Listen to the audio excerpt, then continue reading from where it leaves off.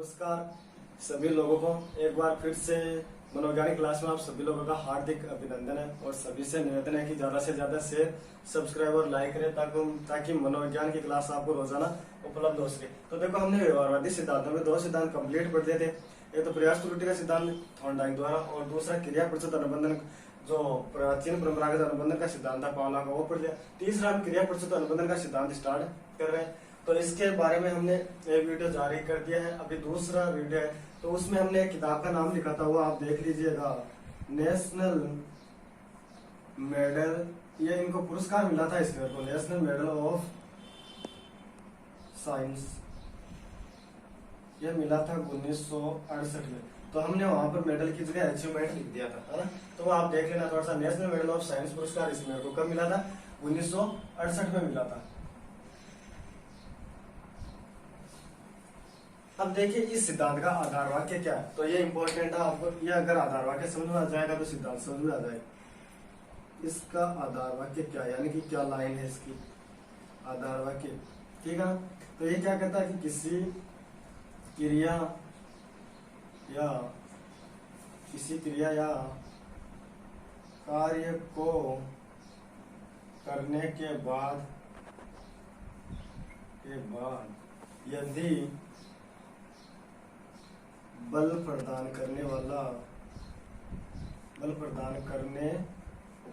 वाला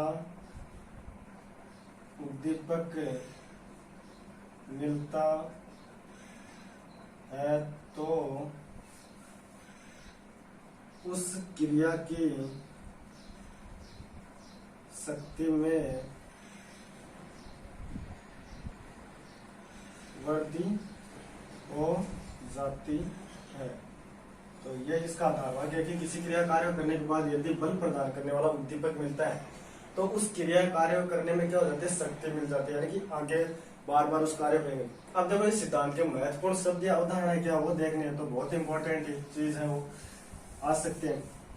तो महत्वपूर्ण शब्द या अवधारणा, महत्वपूर्ण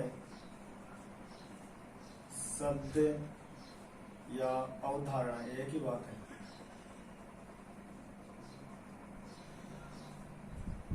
तो देखो इनमें से क्वेश्चन आ सकता है। तो पहला है अनुक्रिया सामान्यीकरण। अनुक्रिया सामान्यीकरण, तो अनुक्रिया सामान्यीकरण क्या है? एक ही अनुक्रिया की बार बार पुनरावृत्ति होना, ये क्या कहलाता है? अनुक्रिया सामान्यीकरण। तो एक ही अनुक्रिया की बार पुनरावृत्ति होना, ये क्या कहलाता है? अनुक्रिया सामान्यीकरण। जैसे हमने इनके प्रयोग देते हैं, चूहों को देखा ना, तो वो लीवर को दबाता है तो वो क्या है? अनुक्रिया सामान्यीकरण। ऐसे कबूतर उस बटन या उस चाबी को दबाता है ना, तो वो क्या है? अनुक्रिया सामान्यीकरण। दूसरा इसका है, ये मोस्ट इंपोर्टेंट है सबसे, शेपिंग है ना। इसको आप बोल सकते हो रूप निर्धारण या आकृतिकरण भी बोल सकते हो, आकृतिकरण। तो ये क्या आता है? ये देखो बहुत इंपॉर्टेंट चीज है, ये आपको याद रखनी है। तो ये क्या आता है कि वांछित अनुक्रिया होने पर पुनर्बलन का न्याय संगत प्रयोग करना। तो ये इंपॉर्टेंट चीज है कि वांछित अनुक्रिया होने पर पुनर्बलन का न्याय संगत प्रयोग करना क्या कहलाता है? शेपिंग कहलाता है, रूप निर्धारण कहलाता है, आकृतिकरण कहलाता है ना। जैसे मान लीजिए चूहे ने लीवर को दबाया तो भोजन आया था ना, तो वो क्या थी? उसने लीवर को दबाना वांछित अनुक्रिया थी और न्याय संगत प्रयोग हो गया पुनर्बलन का, ये खाना आ गया उसमें, ठीक है। तो अब देखो ये कितने प्रकार का होता है? ये 2 प्रकार का होता है, 2 प्रकार है ना। तो 2 प्रकार कौन कौन से? एक तो होता है कर्मिक शेपिंग, ठीक है ना, और दूसरा होता है विभेदी शेपिंग।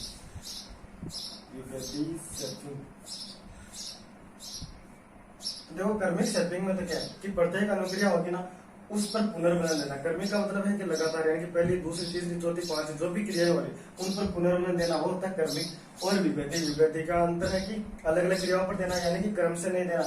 जैसे 5वीं अनुक्रिया पर दे दिया, 7वीं अनुक्रिया पर दे दिया, वो होता है विभेदी शब्दिंग। तो ये इंपॉर्टेंट चीज है, आपको याद रखना है। नंबर 3 पर आता है इसका है वचन।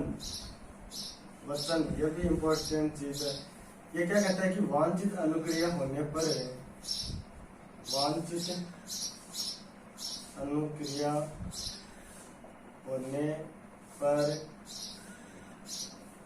पुनर्बलन को रोके रखना।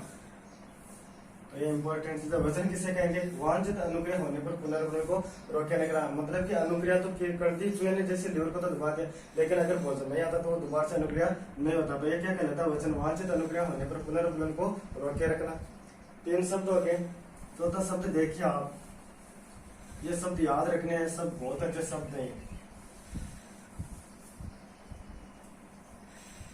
चौथा महत्वपूर्ण शब्द आता है इनका मैगजीन प्रशिक्षण। मैगजीन प्रशिक्षण। मैगजीन प्रशिक्षण क्या है? कि आवाज के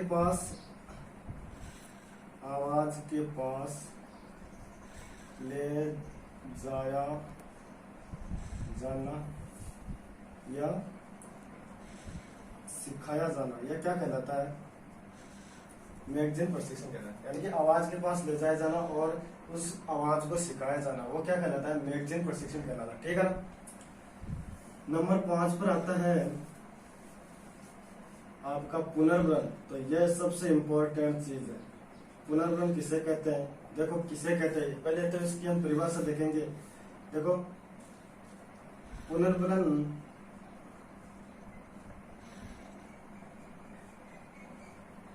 ऐसी घटना या उद्दीपक होते हैं जो वांछित अनुक्रिया की दर को बढ़ाते हैं। तो ये इंपॉर्टेंट लाइन है। पुनर्बलन ऐसी कोई भी घटना या उद्दीपक होते हैं जो वांछित अनुक्रिया की संभावना या दर को क्या करते हैं? बढ़ा देता है। अनुक्रिया, वांछित अनुक्रिया की संभावना, यहाँ पर संभावना भी लिख लीजिएगा आप, संभावना या दर को बढ़ा देते हैं, है ना। तो वांछित अनुक्रिया की संभावना या दर को बढ़ाते हैं, वो क्या होते हैं? पुनर्बलन कहलाते हैं। अब देखो पुनर्बलन के प्रकार देखने होंगे। तो पुनर्बलन देखो कितने प्रकार का होता है? पुनर्बलन होता है 2 प्रकार का। ठीक है ना। तो एक तो होता है सकारात्मक पुनर्बलन, इससे आप धनात्मक भी बोल सकते हो, धनात्मक पुनर्बलन। ठीक है। एक होता है नकारात्मक पुनर्बलन, या इससे आप बोल सकते हो ऋणात्मक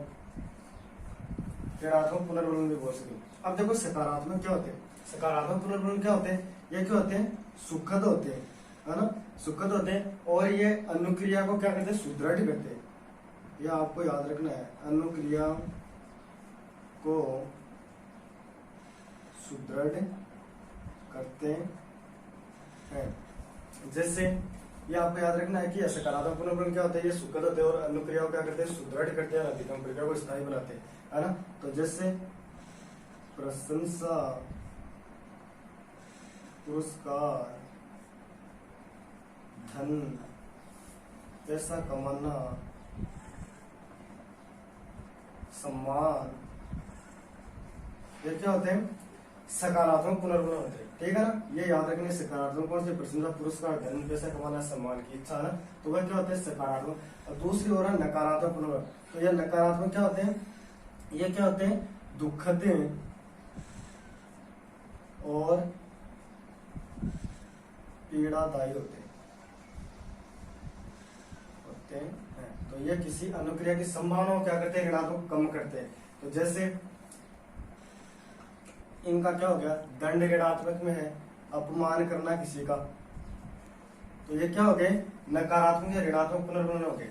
अब आपको ये याद रखना है, ऋणात्मक पुनर्बलन का क्या है एग्जाम्पल देखिए कि जैसे ठंड से बचने के लिए हम क्या करते हैं, ऊनी वस्त्र पहनते हैं ना, और ऊनी वस्त्र पहनते लकड़ी जलाते हैं, हीटर का प्रयोग करते हैं, तो वो क्या हो गया, ऋणात्मक पुनर्बलन।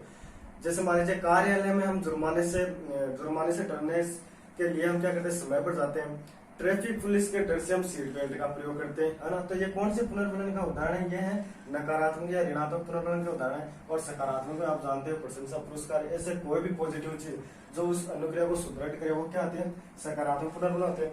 अब देखो सकारात्मक पुनर्बलन को भी दो भागों में बांटा गया, ठीक है ना। सकारात्मक पुनर्बलन के कितने प्रकार हैं, सकारात्मक या धनात्मक के कितने प्रकार हैं, दो प्रकार हैं। एक तो कौन सा होता है, जन्मजात प्राथमिक पुनर्बलन, कौन से होते हैं, प्राथमिक पुनर्बलन, और दूसरे होते हैं द्वितीय पुनर्बलन, द्वितीय के पुनर्बलन। तो प्राथमिक तो कौन से होते हैं, जैविक या जन्मजात होते हैं, ठीक है ना। जैविक या जन्मजात, जैसे भूख, प्यास, काम, नींद, मलमूत्र त्याग। तो ये तो क्या हो गए, प्राथमिक पुनर्बलन हो गए, प्राथमिक पुनर्बलन हो गए। और ये क्या है, द्वितीय। देखो अंतर याद रखना, जैविक या जन्मजात होते हैं, ये क्या है, अर्जित होते हैं।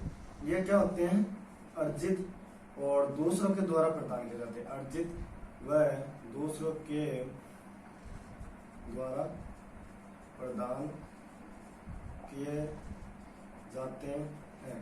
तो इसमें दूसरों के द्वारा क्या प्रदान किए जाते हैं, देखो प्रशंसा हो गई, पुरस्कार हो गया, और क्या हो गया, धन। तो ये किसके द्वारा प्रदान किए जाते हैं, दूसरे व्यक्तियों के द्वारा प्रदान। तो ये क्या हो गया, पुनर्बलन का आपको प्रकार बता दें, ये इंपॉर्टेंट चीजें।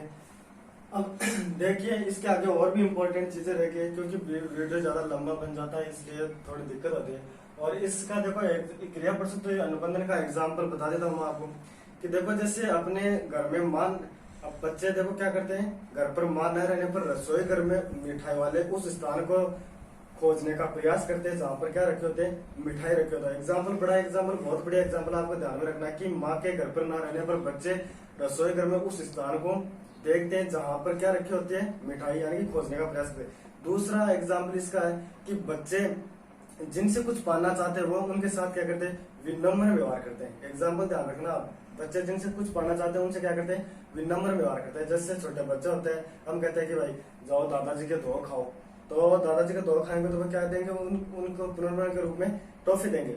और तीसरा एग्जाम्पल इसका है सबसे मोस्ट इम्पोर्टेंट, इससे क्या करते हैं बच्चे, देखो रेडियो चलाना, रेडियो, टीवी, कंप्यूटर और मोबाइल चलाना, इस सिद्धांत के आधार पर ही सीखते हैं। तो मोस्ट इंपोर्टेंट है, तीनों एग्जाम्पल आपको ध्यान में रखना है कि बच्चे माँ के घर पर न होने पर रसोई घर के उस स्थान को खोजते जहाँ पर मिठाई रखी होती है।